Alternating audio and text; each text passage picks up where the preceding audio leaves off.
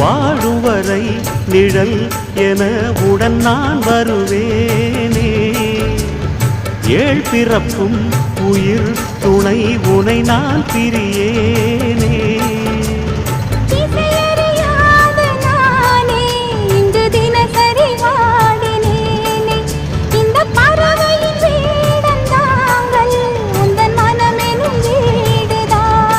நீண்ட காலம் நேர்ந்த சோகம் நீங்கி போக நானும் தீண்ட யோகம் விளங்கிட. பூமிக்கொரு பாரம் என்று எண்ணில் இருந்தேன், பூமுடிக்க யாரும் இன்றி கண்ணில் இருந்தேன். சொந்தமின்றி பந்தமின்றி நானும் இருந்தேன், ஒட்டு ஒன்று தொட்டு